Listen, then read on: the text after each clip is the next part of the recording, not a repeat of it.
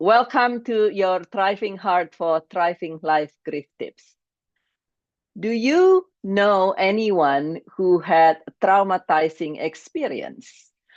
Any traumatizing experience. Perhaps it is from something such as natural disaster like a flood or a fire or something, or perhaps it is something that is very personal experience, such as somebody such as myself in the past was in a very traumatizing accident.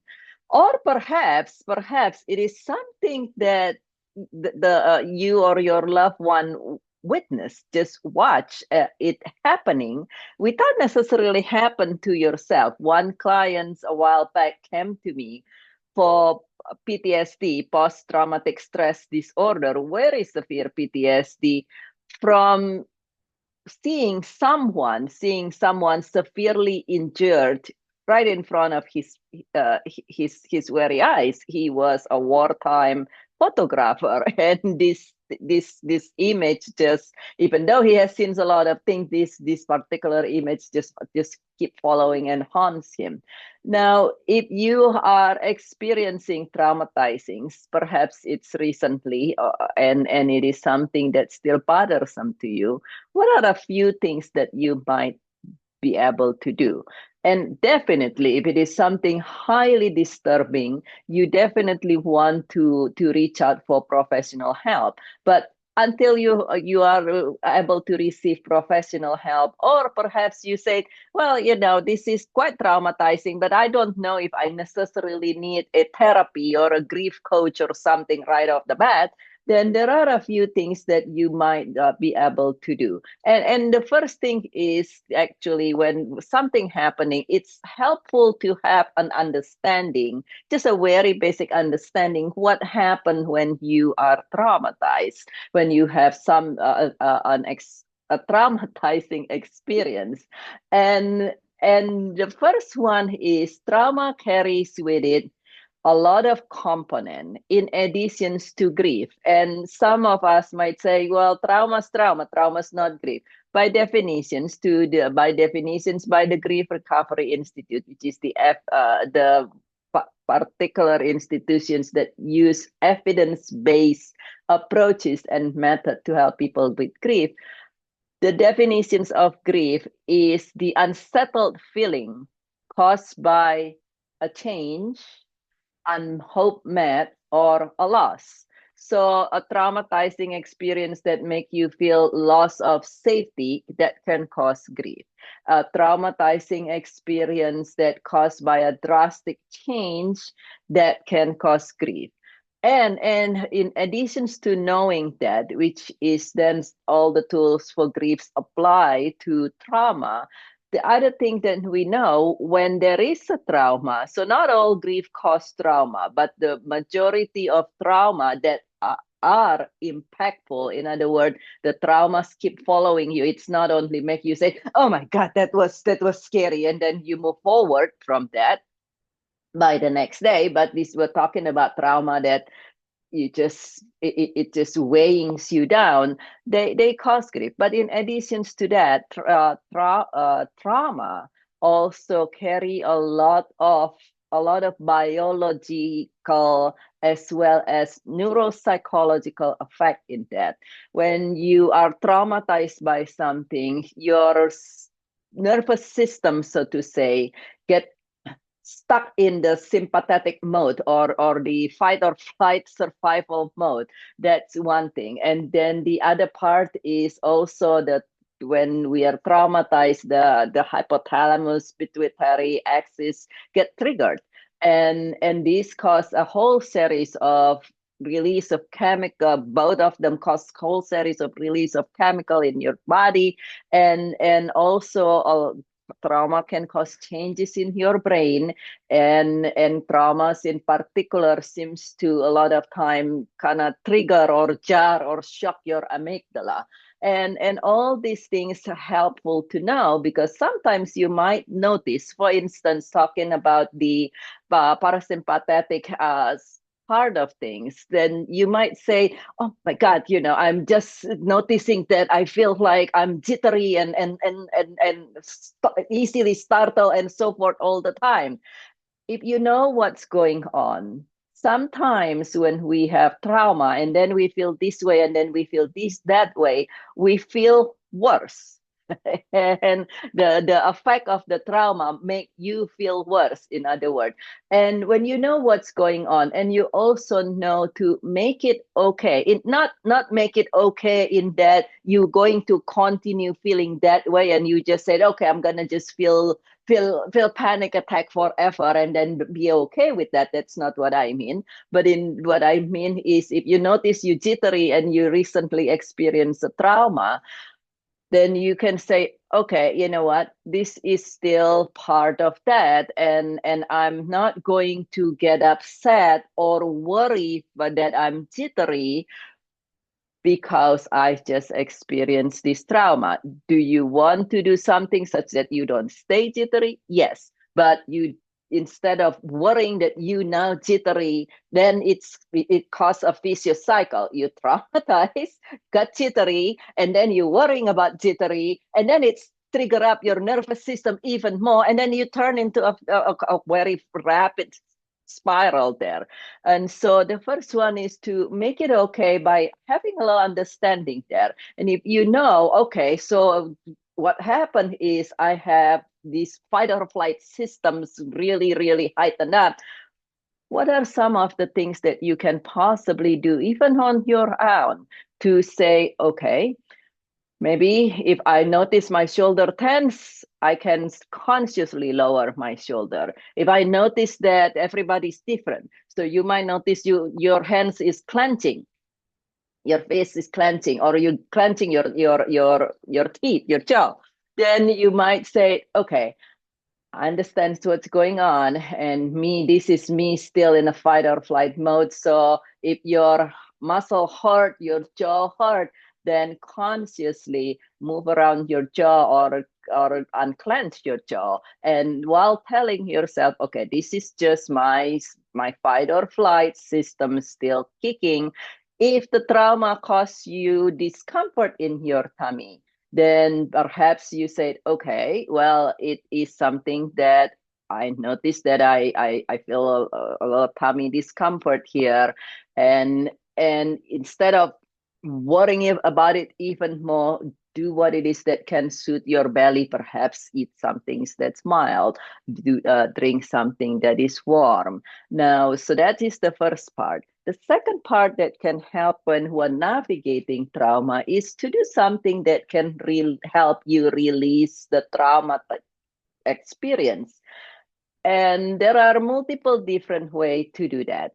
One thing that many people do is do journaling. And while journaling can be very helpful, we talked just now that trauma involves multiple parts of your nervous system. And when you're journaling, you're writing, that help you release the trauma from your nervous system in one way. And what you would want to do to be more complete is actually to, yes, journal the experience, but then read it out loud. Read what you have written out loud. Assuming that you're able to do this without becoming even more traumatized. For some of us, the experience such that if you do that, it's really make you even more traumatized. You don't want to do that. But if you're able to do that, write write it down, but then read it out loud once or even twice. And when you read it out loud, the reasons for the reading it such that you can hear it easily is it's actually help your brain adapt to it, and help your nervous systems, your auditory system and so forth to kind of face the trauma instead of trying to run from it. And then it help release it at the same time. It's also help release it from your nervous system in a different way. From you reading it, it helped release it through your vocal cord. Your vocal cord uses different part of your nervous system versus your hand. So you help release it in a different way. And then after that, you want to tear up, tear up what you have written. And the reasons for you to tear things up is again to help you release it in a different way, and then to make sure that you throw it away in a way that the symbolic way you release that trauma. And if this is helpful, you can do this more than once, perhaps different aspect of the experience. And then the other part, that you, if you feel traumatized and you feel unsettled, uncentered, perhaps you feel very, very, very jittery or nervous, or sometimes for some of us, we feel traumatized, and then it weighs us down. It makes us feel really, really way down, really, really depressed, really, really discouraged. In whichever way it is, one thing that you can do is actually to find way to center yourself. And how do you center yourself quickly? So one thing that you can do is to find something that you can hold on to. So let's say you suddenly feel really like you're drowning, or you suddenly feel really jittery. Anything that you can actually hold on to, and this is because there are sensory tactile on your fingers and your body. So anything that you can hold on to, and if let's say you are standing and you don't have a chair to hold on or something like that, you can even hold your other hand. Just holding your hand like that, it can help you calm down and recenter your nervous system, and direct your thoughts and attentions to where you want to be. If you suddenly feel, oh my gosh, this just so suddenly making me feel like I'm drowning and very depressed and discouraged, and you feel almost you're drowning, you can say, oh, I'm going to grab my other hand here. You grab your other hand. If you have nothing else to hold on to, if you have a table or a desk or a chair or something, you can hold on to an actual object. But if not, you can even hold on to your hand and said, okay, I'm gonna grab my hand and see that as something where it's help you hang on to something to pull to keep yourself up. But if you are feeling jittery and nervous and you kind of feel unsettled, and so forth, then when you grab your hands, it doesn't matter which hand. Ideally, you use your dominant hand to hold on to something. But if that's not possible, then whichever hand, then you can grab and say, okay, I'm gonna hold my hand, and instead of go holding like hand like that, and then there is a different way to hold. If you are nervous and you hold really tight like that in a gripping manner, it will actually stimulate your sympathetic, which is your fight or flight system, even more, so as well as all your other nervous system, to get even more tense. But if you hold on in a way that you calm, lightly hold something, then in that case, you lightly but firmly hold something and direct your nervous system of, I have a place to hold on to, and I have a place to hold on and feel more centered. I have a place to hold on and feel more calm, and I have a place to hold on and stay uplifted. So hold on to something, but not gripping. There is a difference between gripping. If you grip, it will actually, you can even, as you listen to this, if, or right after, you can just randomly start gripping your hand, you will feel your whole body tensing up. So don't grip, just hold on to something gently and firmly. The other thing you can do to help you center, if you feel it somewhere in your body, to actually place your hand with your palm open. So place your hand with your palm open. Perhaps you feel it in your chest. Place your hand and your palm place your palm over it, and just self-soothe yourself and say, okay, I know what's going on, and I feel this way right now, but again, I'm understanding what's going on and I'm going to receive help. I'm going to ask for help. And therefore, I can calm down at least for this moment.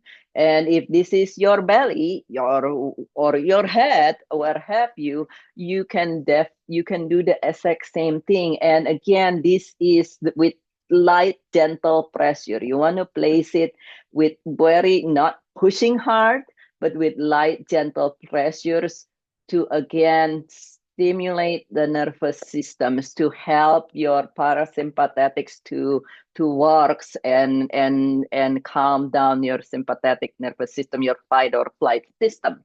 And so that is the other thing that you would want to do.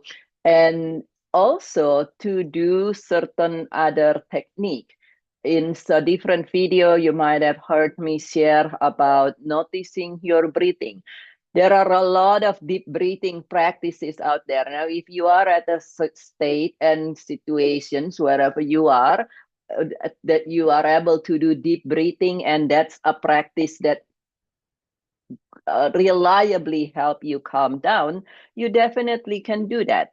But if you tried your deep breathing and it's not helpful or not as helpful as you want it to be, or for some of us, including myself in the past, we are breathing in such a way, or we so in such a state that we cannot even get to deep breathing. Like, what deep breathing? I'm hyperventilating right now.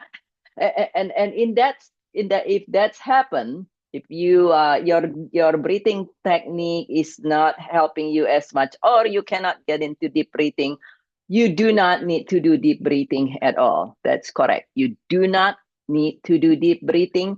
What you want to do is, as much as possible, touch the tip of your tongue to the roof of your mouth.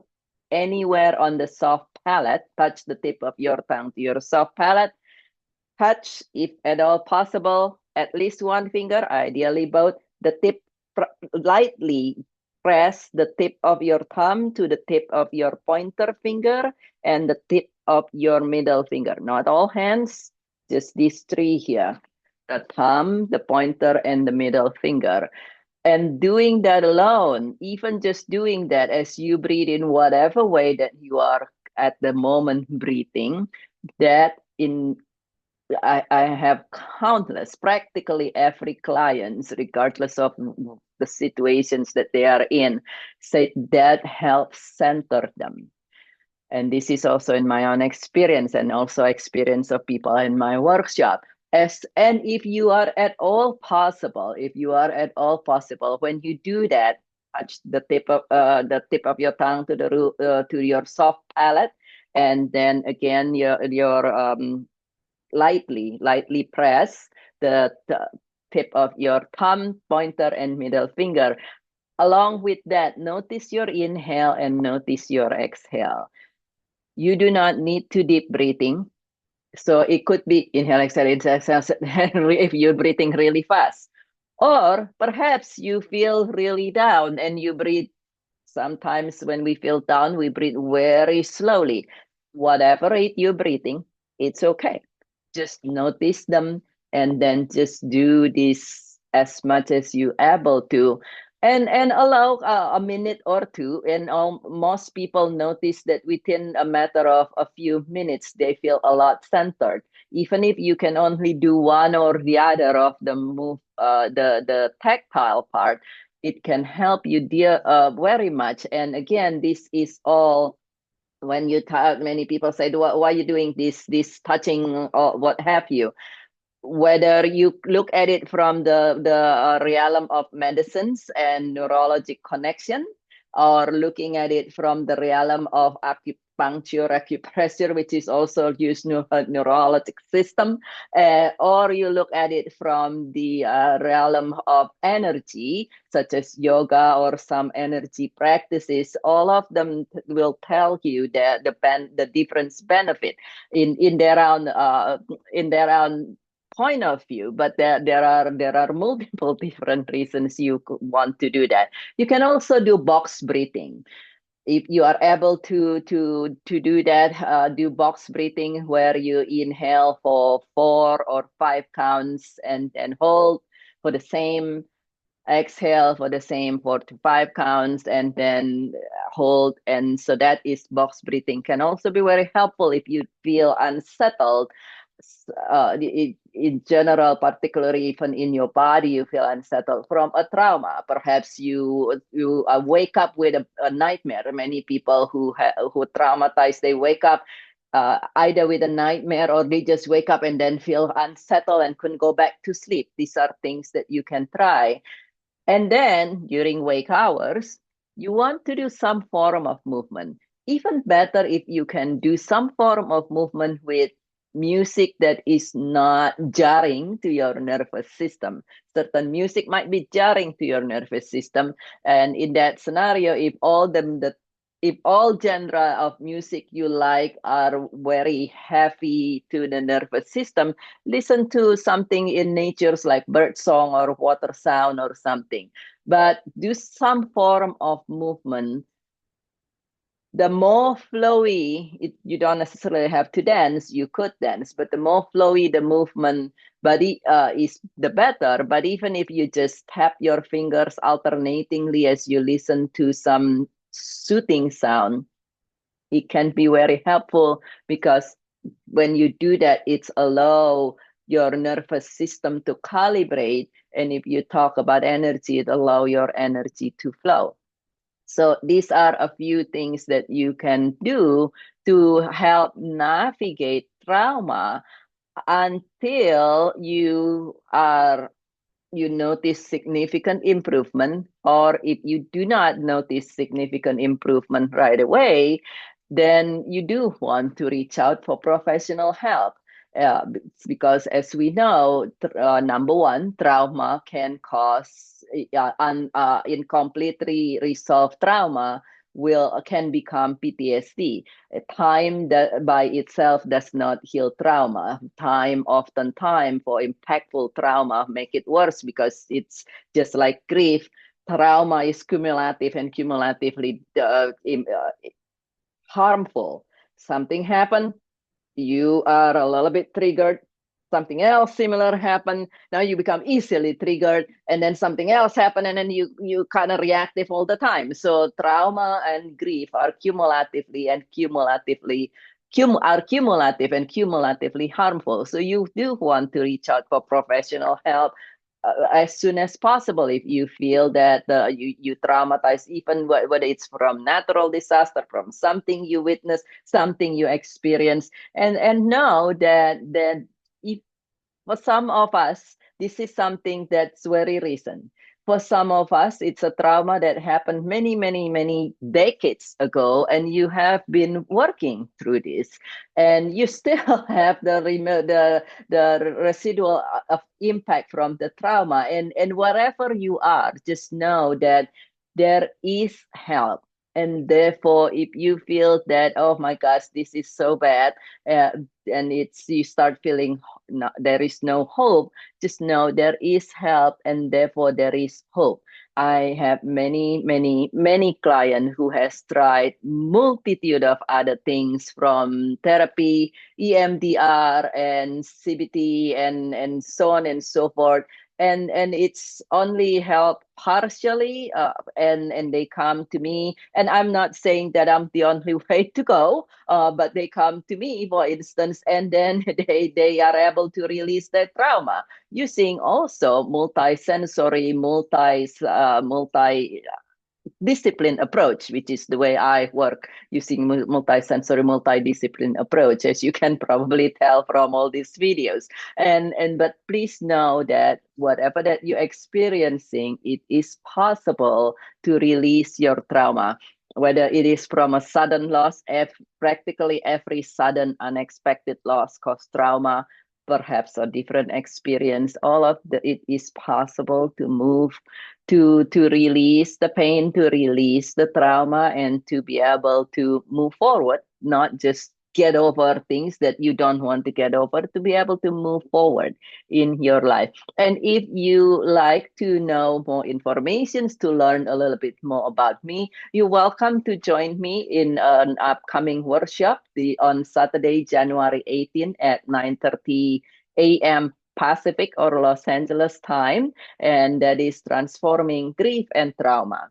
And you can scan the QR code here. It will take you to the uh, registration site.